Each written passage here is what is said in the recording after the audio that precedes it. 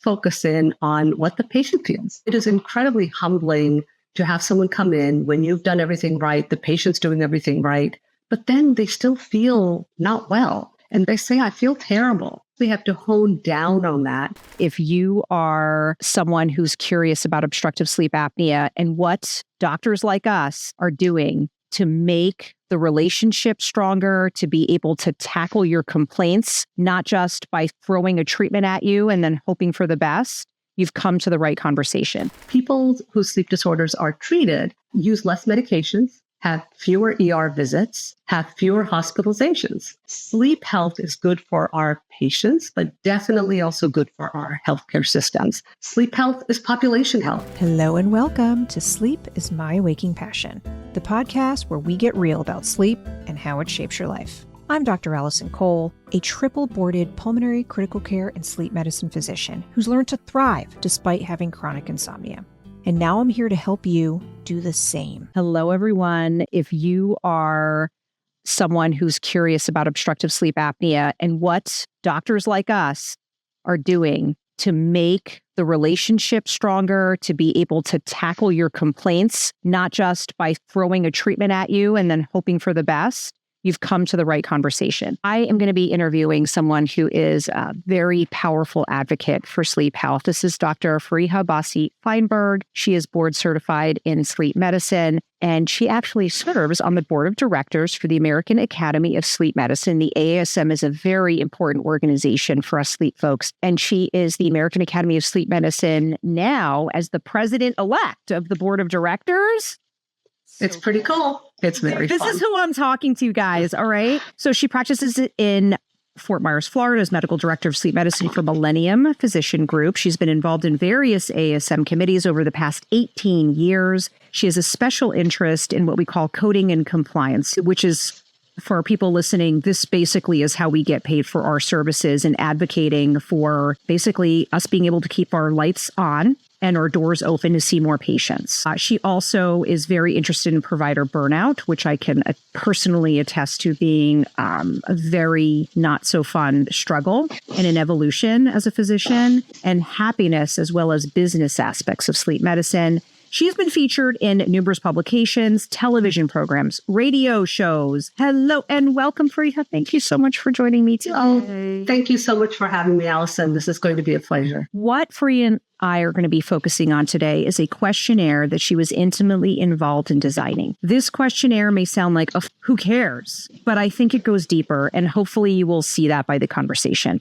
One of the things that has become much more sexy and accepting, right, ergo a podcast about it, is just the importance of sleep and how it impacts our longevity and our health and how it can basically interfere with every aspect of our life. There are many common sleep disorders, one of the biggest ones being obstructive sleep apnea.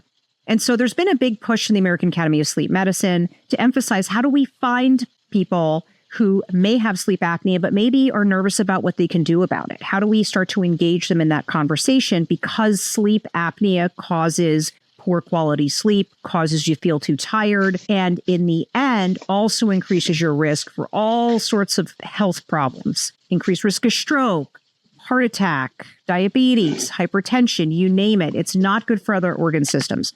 So we've done a good job basically in trying to identify and begin to increase screening, making screening more accessible, and flagging folks like, hey, this is not just about the sleepy person, but how does a woman present differently than a man? Starting to have that conversation. But then afterwards, what do we do next? And I think really, Fariha, your work and you and the committee's work on trying to establish what do we do next once we've diagnosed, how do we do a good service for our patients and actually getting a meaningful outcome in terms of treatment for obstructive sleep apnea that goes beyond just a tube or a machine or a tweak in the mask or what have you.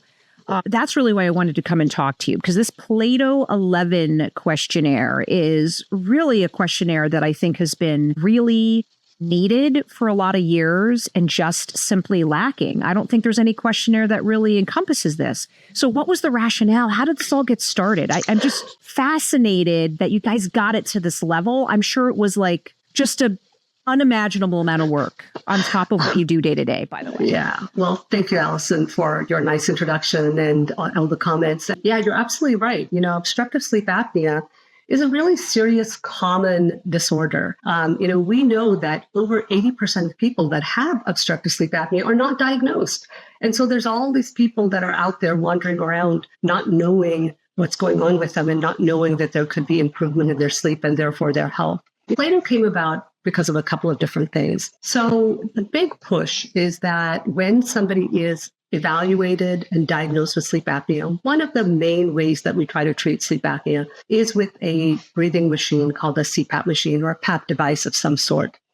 And in 2008, Medicare decided that if somebody was not going to be using their machine enough, they were no longer going to cover it, right? So those of us in the sleep field were really concerned about this because there's nothing else in medicine where if the patient is not using something, it gets taken away, right? So if a diabetic skips their medication for a while, no one's going to come and take their medication away and say, hey, we're not going to pay for this anymore. So all of a sudden, we had folks that were using their device, but maybe not quite enough, according to what the Medicare guidelines were, and they were losing coverage, right? So we decided at the Academy that, okay, there's more than just the data that's important, right? So we went to CMS and we said, hey, we need to talk about this because we need to figure out what's important to the patient. Patients come in telling us that they're better, their blood pressure is better, their diabetes is under better control, they're feeling more alert during the day. But because they don't meet your guidelines, you're not going to cover this. Let's talk about this. And CMS basically said to us, show us the data. Show us that there's outcomes that you can track and follow and prove that people are doing better. So when we started looking at, okay, so how do we get that data? Well, it turned out that we didn't have a really great tool for that. And that was sort of the beginning of when we thought that we needed a tool to help us evaluate things that are important to the person that's in front of us dealing with this condition. I think the downstream impact of that, too, is that the questions that you are targeting are not just like the Epworth Sleepiness Scale, where it's just a scale where you're measuring the barometer of sleepiness during the day, but looking at other aspects. And so I think it opens up potentially a window of opportunity to speak to your patients differently because you're asking them different questions. Yeah, no, absolutely. The Epworth is really important. It's been around for a very long time. For those people listening, it's basically how likely are you to doze off in certain circumstances. And we do that in every single patient that comes into our office. The issue is that the Epworth really just looks at sleepiness, right? Mm-hmm. It doesn't help us pinpoint any other symptoms that people can have. So a lot of folks that have sleep apnea, and women especially, do not tend to doze off, right? So I see women all the time who come in and on their Epworth, there's a big fat 0 for everything because they never doze off. Now, if you ask them, do you feel well? They'll say, no, I don't feel well, right? I don't feel good. I am tired. I'm grumpy. I'm irritable. I have headaches. They say all these things, but the Epworth does not capture that. And so we needed a way to look at different aspects of how people present and what's important to them. And that's how we started off with a lot more questions. As you can imagine, this is a process that took us many, many years to get to. And we finally whittled it down to the 11 questions that make up PLATO 11. So those 11 questions, how easy is it for, let's say, if I have a provider who happens to be tapping in and they go, oh, this is kind of interesting, but how long is this really going to take? How is this going to interfere with my ability to get through my patient visit? What would you say to them? Well, it's going to be very quick, right? So the first aspect is to spread awareness, which is what we're going to do today, I guess, about the fact that PLATO exists. The ASM has done a really nice job advertising it, having links at the website so people can go and download this questionnaire and get going with it. Eventually, the hope is that it's going to be embedded in the electronic medical records, and it'll be one of the forms that folks fill out before they ever come in to see a patient. It's very, very easy to read and understand. We made sure that it was at a 5th grade reading level or below. So it's just very, very quick answers. It's available in English and in Spanish, which makes it easy. And it takes less than a few minutes to fill out. I think our official, in the paper, we said it took less than 4 minutes, but there are people that can do it in much quicker than that if you looked at it. I think it's a really easy thing to integrate into our practices. We're going to see how easily it is to get into the EMRs, depending on where you work and what kind of EMR system you have. But that is the hope for it. I'm really excited, and I think it's something we've even talked about at Ognomy Sleep. How do we implement this, or routinely? If someone were to click on the link that we'll have, this should take them to the ASM website where they can actually download the actual questionnaire. So for ASM members, it's really easy to get, right? Okay. Because what it does is that the link at the ASM will take you to another website for a company called Nappy Trust, and you have to set up an account there, and then you have to answer a few questions and download it. So for right now, it is for clinical use for sleep providers. I think eventually it's going to grow, and we may have some industry partners, some pharmaceutical agencies. We have various other groups that are going to use it for research and for further protocol development. But right now, it just came out, in October. So it's really brand new. We're going to focus it in on the sleep community. All right. This is great to know. So anyone listening, sleep community, if you were interested in actually starting to implement this, you're a member of the ASM, you go and you snap it. Because so many, what I think may be lost on some of the public is that we're exposed to a lot of different questionnaires. The Epworth, which we've spent some time talking about, is really easy. It's also free. It costs us $0 to do this, right? And so a lot of us like things that are free, but then some of the other questionnaires for maybe we'd be thinking about it ends up being, you have to pay for it or what have you. And we're already kind of at thin margins trying to keep our lights on half the time with how insurance reimburses, et cetera. And that's a whole other separate discussion, but it's just not something that a lot of us like to do if we've got to pay a ton of cash for it. So I love the fact that this is, something that's going to be accessible for people to use. How did you choose the questions? And can you give us some categories of questions that you found you think will be really powerful for people to be asking about? Absolutely. We started off basically just talking to patients that had sleep apnea, people with their own lived experience, and in terms of what is important to them, what were their complaints, what were their improvements, right? So we started off with like a big overview of what people felt. And we then put together some questions. And then over a period of 2 to 3 years, we trimmed it down because we want to make it manageable. So at one point we had, 22 to 31 questions that were fantastic. They covered everything that anybody would ever want to know. But who the heck is going to do that many questions in a clinic, right? And that's going to be a problem. And so we really pushed. We had an expert advisory panel that we were working with, and we worked with a company that had helped us validate these. And so we came down. So the basic questions are divided into daytime symptoms, nighttime questions, and then a general question as to how is your sleep overall, right?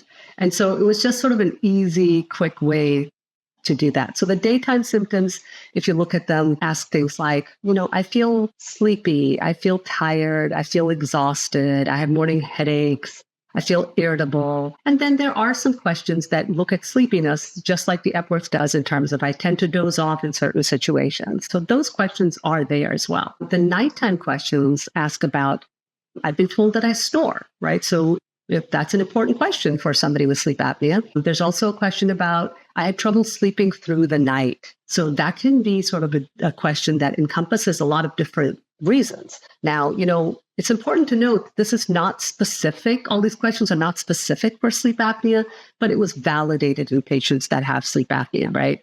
The last question is how was your sleep quality? And no one really asks patients that. And how do patients really know? So this gives us it quantifies something for them.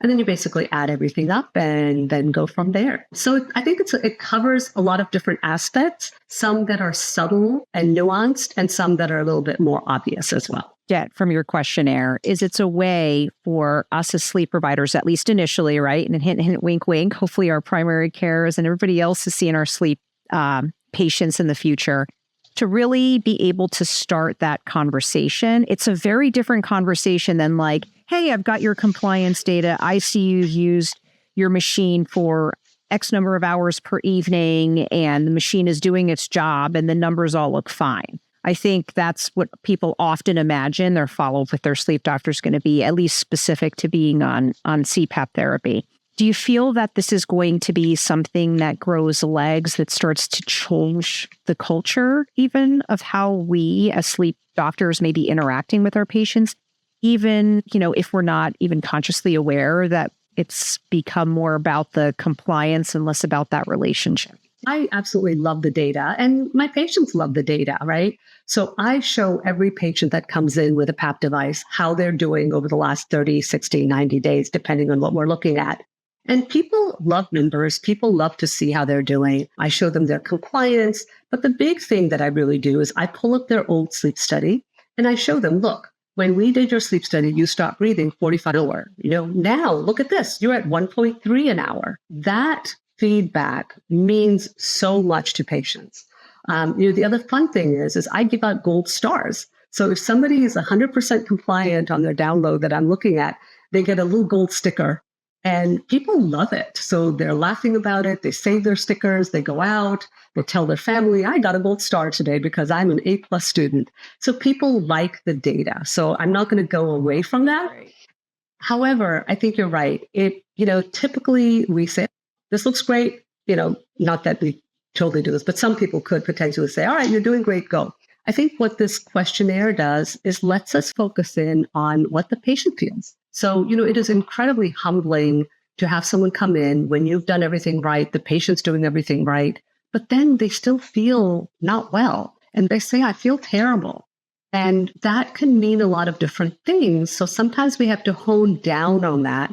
And this questionnaire gives patients a voice to be able to articulate what part of terrible we need to address, right? So if someone is still sleepy and they're doing great per their machine report, we have options and opportunities to intervene with wake-promoting agents. If they're feeling okay, but they're just feeling like the quality of sleep is not good, then we have a way to address maybe some of their sleep habits and some of their sleep surroundings and environment to see if we can improve that, right? If they're still snoring, again, we have options to help with that. If they have trouble sleeping through the night because they're going to the bathroom a lot, even though they're using their CPAP, again, that changes how we handle things. So this is a different way to get input from what we've been doing. I always ask people, how do you feel? How do you sleep? But this is just a little bit more specific and focused on certain things that we can try to help patients with. I think it's going to be something that we may be able to even use or track in the future to know that we're kind of moving the needle in the right direction, which would give the objective data that would allow folks like CMS to feel comfortable that we are doing the best we can to take that subjective into some sort of an objective form. So that is wonderful. Out of curiosity, where do you see the future of sleep medicine now that you've been intimately involved in this aspect of it? What are you excited about for 2026 and beyond? It doesn't have to be specific to this. I think this is a really landmark work that the organization has done. And I'm so excited I get to talk to you as part of it. But I'm just curious, what do you think is going to be new on the horizon for us? Yeah, sleep is such a young field. People don't realize that until the 1990s, we weren't even recognized by the American Medical Association. And it wasn't until the early 2000s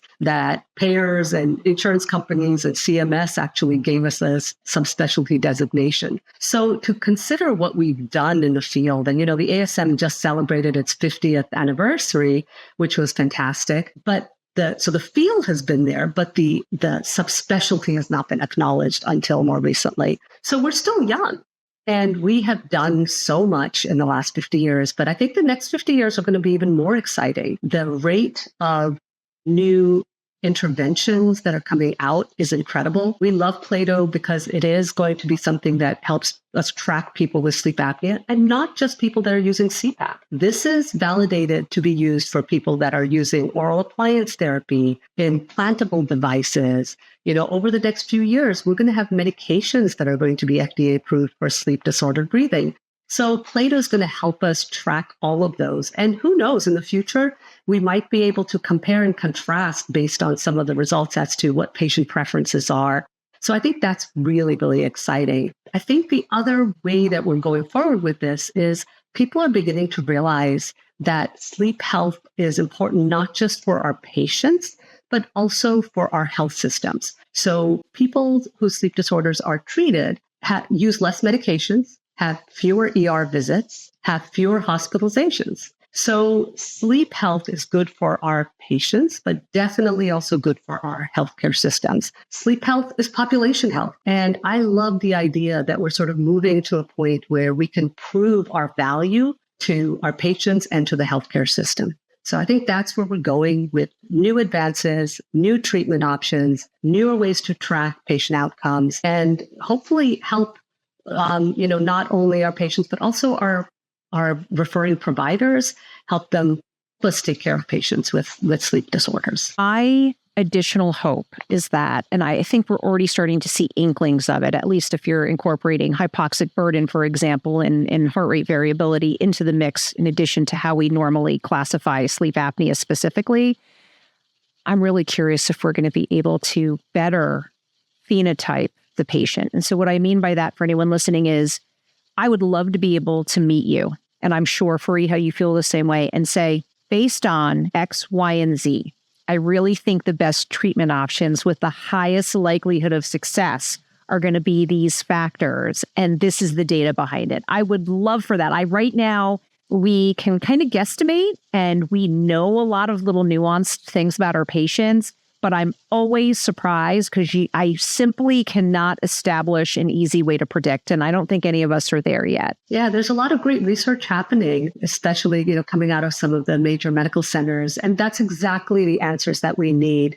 We need to be able to personalize our care. Yeah.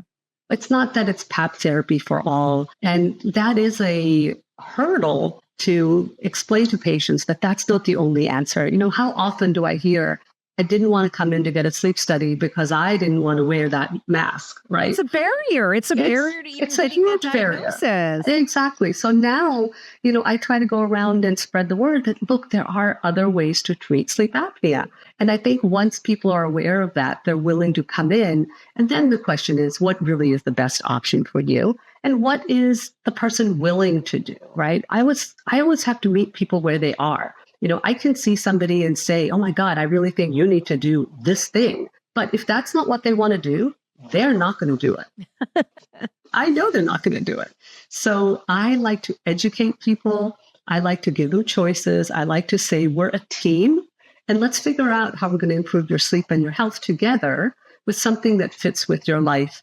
And I can make recommendations, and I can try to strong arm some people, depending on how bad their sleep apnea really is, as to doing certain things, and, go through a whole decentralization process and try to make it as easy as possible.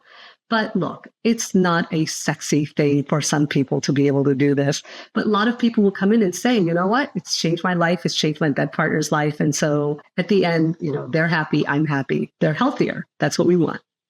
I know. Happy wife, happy life. I take patients especially. Fariha, this has been such an amazing conversation. Clearly, you are a gifted clinician and deeply caring. And so anybody in the Fort Myers, Florida area, hello, you know where to find this magical human, because you know you're going to get excellent care. As we wrap up, do you have any other final words or anything else that I can have you sound off as we... Yeah. I think everyone needs to be educated on the fact that sleep is so important for health, right? We talk about it as one of the 3 pillars of health, along with exercise and good nutrition. But, sleep affects every single organ. You said that earlier today, that sleep affects everything. It affects every single subspecialty. So everyone in the medical field needs to be aware of sleep disorders and point people in the right direction. If they can't help them, then send them to folks like us, so, they can be helped. So I really appreciate you spreading the word. You have a ton of, you've got 29,000 followers, which is fantastic. So congratulations on that. But I love the fact that I had the opportunity to talk to you because, at the end of the day, if you prioritize your sleep, everything else in your life is going to improve. And having better sleep leads to a better life. Thank you so much. Wiser words have probably never been said, at least not on this show. So thank you so much for that. Thank you so much for having me. I appreciate it. Struggling with sleep? Dr. Kole is here to help. Whether you need a comprehensive sleep coaching program, suspect you have sleep apnea, or simply seeking a second opinion, she's available for consultation in New Jersey, New York, California, and Georgia, with more states coming soon. Schedule your free 10-minute review of services today to find out which visit is right for you at AskTheSleepMD.com and start your journey to better sleep with a trusted sleep expert. Please be advised that the Sleep is My Waking Passion podcast is for entertainment and educational purposes only. It does not constitute medical advice. Always consult your healthcare provider for personalized guidance. For my full disclaimer, please visit AskTheSleepMD.com, and while you're there, don't forget to sign up for my free newsletter. Sweet dreams and happy listening.